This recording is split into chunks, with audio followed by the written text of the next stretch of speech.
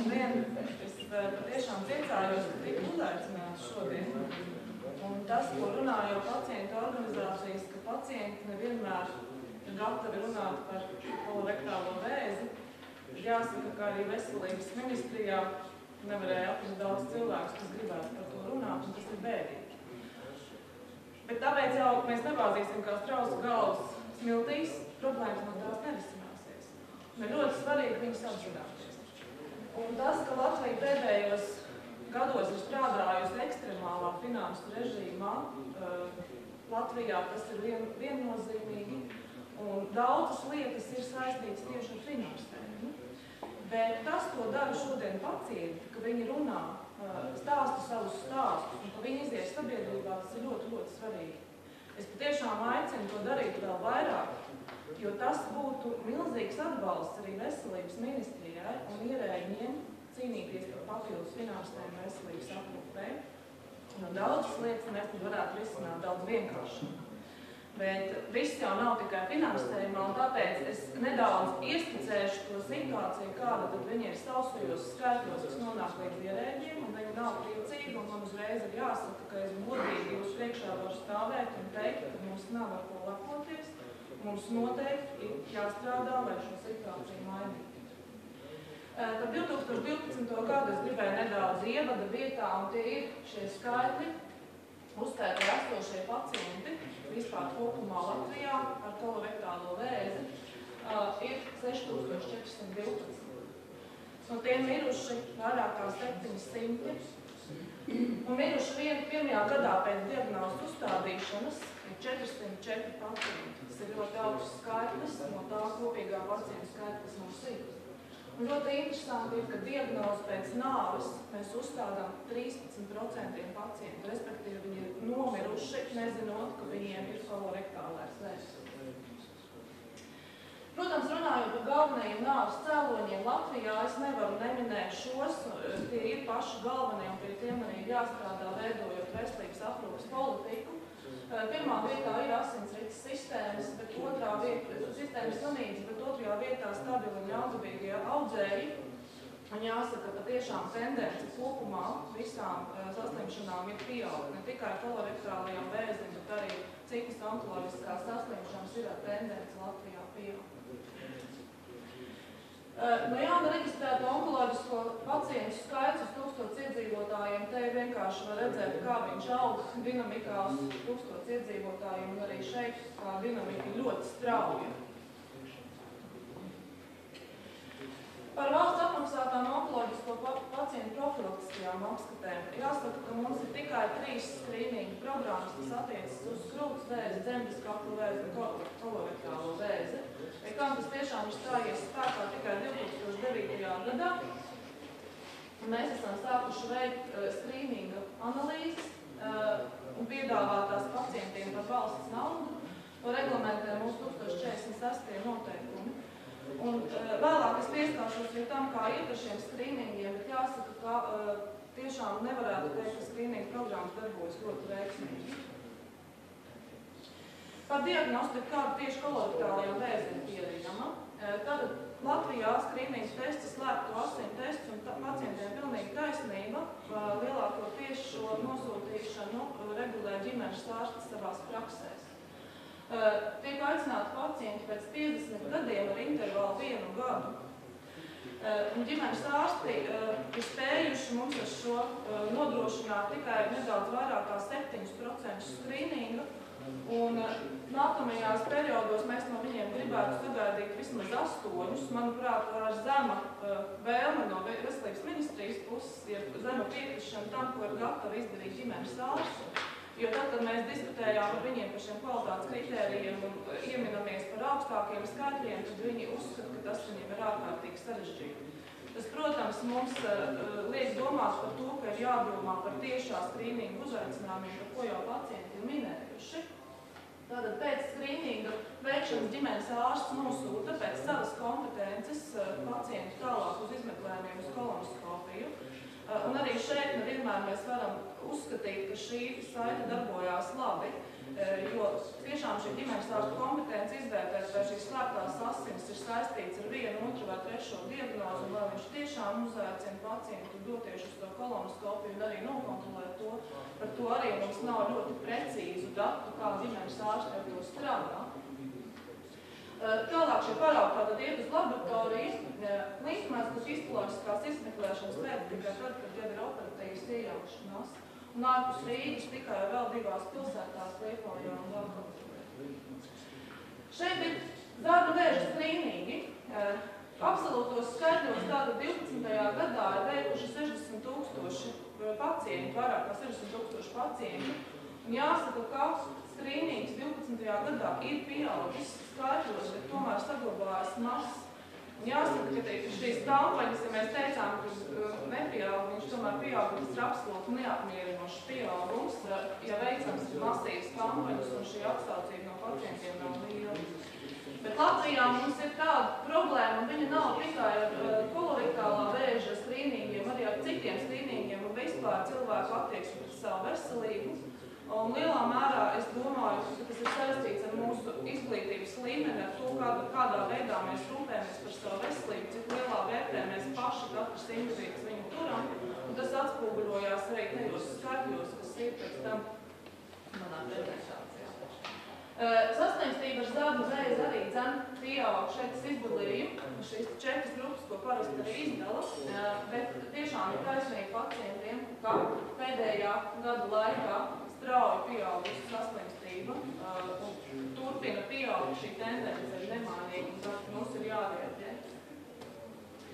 Par dzīvildzi runājot, 5 gadu dzīvildze, tātad mēs šeit varam redzēt arī, ka 1., 2., 3. stadijā konsultētiem vēžiem mēs redzam tiešām, ja mēs spētu nokonsultēt agrīni un nodiagnosticēt vēzi, mums tāda dzīvildze patiešām ir izteikti augstāka, un tas mums noteikti ir papildus motivācija tam, lai mēs papildus strādātu tieši pie skrīningiem, lai mums nebūtu pēc tam jādomā, kur un kā meklēt finansējumu ļoti dārgai ārstēšanai tālākajās stadijās. 1. gada letalitāte arī jūs redzat, ka ir diezgan augsta 2. un 3. stadijas grupās, un tas ir tāpēc arī mēs varam teikt, ka mēs atklājam ļoti bieži tikai 2. un 3. stadijās. Ar zarnu vēzi uzskaitē ņemtais pacients pēc vecuma. Šeit ļoti šī situācija ar tiem 50 gadiem, kad valsts uzsāk skrīningu, diezgan precīzi parāda, ka iespējams, ka šis mērķtiecīgais, precīzais skrīnings tiešām ir pareizi veicams no 50 gadu vecuma. Tas nekādā gadījumā neizslēdz veidot īpašas programmas un attieksmes tieši ar ģimenes ārstiem primārajā veselības aprūpē, lai motivētu pacientus veikt šos testus arī ātrāk. Ja mēs runājam par valsts apmaksātu skrīningu, mēs pilnīgi skaidri redzam, ka pēc 50 gadiem šie riski pieaug un šīs saslimstības pieaug ļoti strauji. Un tātad šī tomēr ir mērķa auditorija, kurai vajadzētu veikt šīs skrīningu analīzes. Vēlreiz par 2012. gadu varu pateikt, ka pirmo reizi dzīvē diagnosticēja redzamos skaitļus profilaktiskajās apskatēs, starp citu tikai 41 līdz 35. Jūs redzat, cik tas ir maz, ko mēs atrodam ar skrīningiem, tad, kad viņš saliek tādā slaidā kā šī.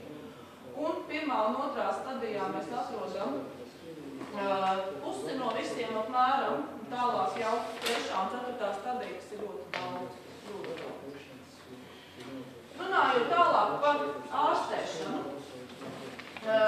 jāsaka, ka mēs šeit ļoti spilgti varam redzēt, kā ir samazinājies finansējums zāļu kompensācijai vēža pacientiem no 2011. un 2012. gadā. Mēs redzam, ka no 9. gada viņš ir augus un ir kritums 12. gadā, kas ir nepareizi, un kas noteikti ir jārisina tālāk un jāmaina šī situācija. Ja mums saslimstība pieaug, mēs nevaram šajā diagnožu grupās samazināt medikamentu apjomu. Tas ir viennozīmīgi skaidrs. Kāda tad bija tās rekomendācijas, kuras pašlaik arī apspriež veselības ministrija? Tātad sašaurināt mērķa grupu skrīningiem, daudz precīzāk mēģinot diagnosticēt un aicināt pacientus veikt to reizi 2 gados.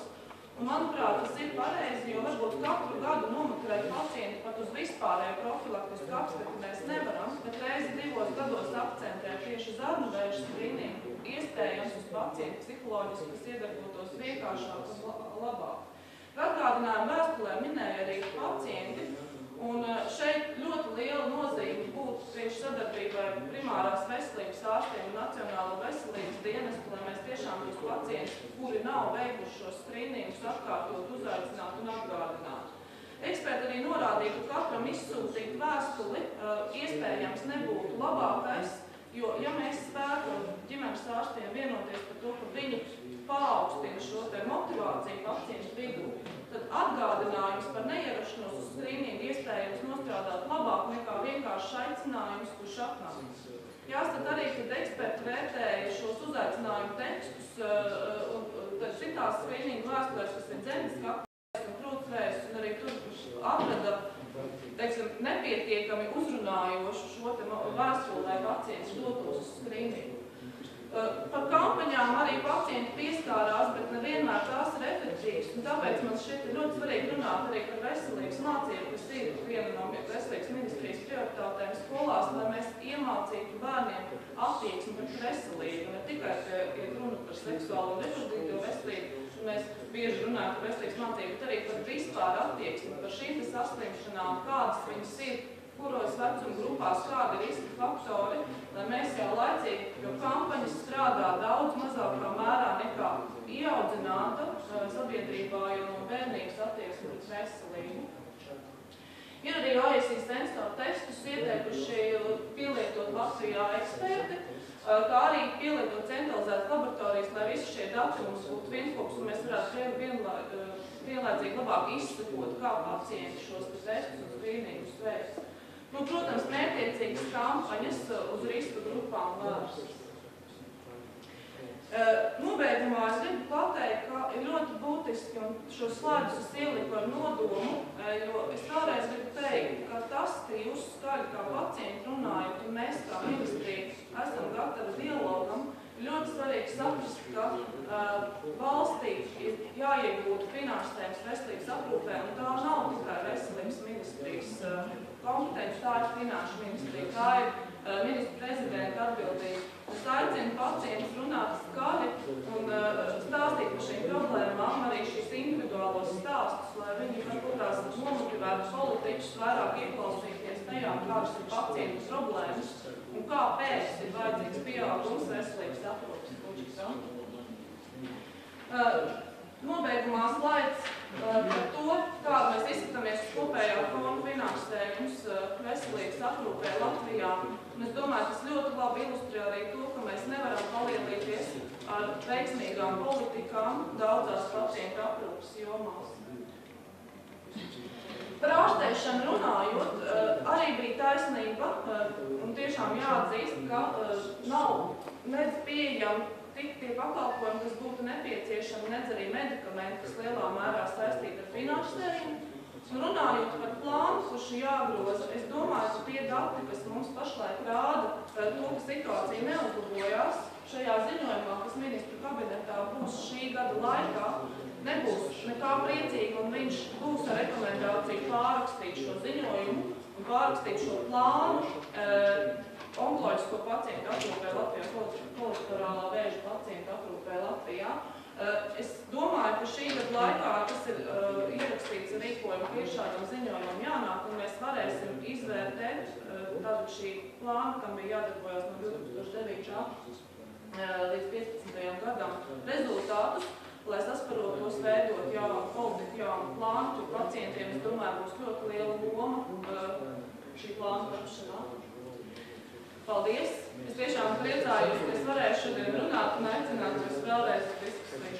Ko varētu teikt, ir viena pati būtiskākā, ko varbūt Nacionālais veselības dienests un ministrija nav uzsvērusi, ka mūsu pirmā rekomendācija bija radikāli mainīt pašreizējos skrīninga veikšanas veidu un pilnībā atteikties no uzticēšanas to ģimenes ārstiem, bet veikt tiešām organizētu skrīningu. Mūsu pieredze parādīja, ka mēs varam ārstus iekļaut tikai kolonoskopijas izvērtēšanā un skrīningu sūtīt pa pastu, tātad pilnībā atteikties tā kā man ir bijusi tikšanās ar abu ģimenes ārstu asociācijas, gan valdi, gan vadītājiem, īstenībā ļoti paradoksāli, lai gan šī aptver tikai 7% tieši ģimenes ārsta asociāciju vadība vēlas, lai viņiem to turpina uzticēt, jo pamatot to ar citādāk viņiem pazaudēs finansējumu. Ja? Tas ir paradoksāli. No vienas puses viņam veikt negrib un saka, tās ir pūles, no otras puses saka, labi, mēs izdarīsim bez jūsu klātbūtnes, nosūtīsim jums visus gatavus darbus, ko viņi atkal negrib. Tā kā darāmā tur ir ārkārtīgi daudz. Bet es nedaudz piebildīšu, jo arī ministrijā, kad mēs apspriedām šos jautājumus par skrīningu uzaicinājumu vēstnē, protams, tas ir efektīvs veids, ja viņas nonāk līdz cilvēkam, bet jāsaka, Latvijā ir ļoti interesanta situācija ar šīm deklarētajām dzīvesvietām, kur faktiski šie cilvēki varbūt ir deklarēti, bet īstenībā neatrodas. Un noteiktā vecumā tomēr tas ģimenes ārsts ir tas, kurš varbūt pat nav pēc dzīvesvietas, bet kam pacients piesaistīs, nevis pēc deklarētās dzīvesvietas, bet faktiski, kur viņš atrodas. Un būtu ļoti vērtīgi arī no šī aspekta skatīt, ka ģimenes ārsta loma tomēr varētu būt nozīmīga, jo ļoti bieži šīs vēstules vienkārši noklīst un nenonāk līdz pacientiem. Un arī šī problēma tika akcentēta. Es domāju, ka ir komplekss risinājums iespējams vajadzīgs un šīs atgādinājuma vēstules, ja pacients nav veicis, iespējams arī ar šo uzrunāšanu, ko jūs ekspertu grupu norādīja, man likās ļoti aktuāli pareizi. Paldies! Man varbūt viens neliels jautājums vai komentārs. Es esmu no ārsts, es neesmu nepārstāvu pacientu apvienību, bet man jautājums ir tāds. Kā jums liekas, pat cik jūs pārstāviet veselības ministriju, kā jums liekas, kā tas nākās? Gadiem ilgi mēs runājām par vienu un to pašu. Faktiski ir skaidri zināms, ka tas finansējums ir nepietiekošs veselībai. Un kā tas nākās, ka blakus esošajās Baltijas valstīs, Igaunija un Lietuva, kas ir faktiski no tās pašas pamat, kā mēs, no tās pašas sistēmas iepriekšējās, viņi ir spējuši uzlabot šo situāciju un spējuši nodrošināt, cik iespējams, protams, ne ideāli, bet nodrošināt šo finansējumu saviem slimniekiem. Un ņemot vērā, ka onkoloģija ir šobrīd it kā otrais lielākais slepkavs, bet tuvākā laikā viņa būs pirmais lielākais slepkavs, tad kā tas nākās, ka nav nekas pavirzījies? Absolūti, ja mēs šodien jūs rādījāt skaits ir vēl mazāk nekā bijis, kur tad vēl? Mēs tā kā runājam par skrīningu, bet skrīnings, piemēram, rietumu pasaulē ir konstatēts, ka viņš pilnīgi nav sev attaisnojis. Pilnīgi nav sev attaisnojis, neviens no skrīningiem. Jo, protams, ka viss tas Latvijas valstī, ņemot vērā mūsu zināšanas par savu veselību, ko jūs pareizi teicāt, ir jāmāca bērniem skolās par savu ķermeni un par savu veselību.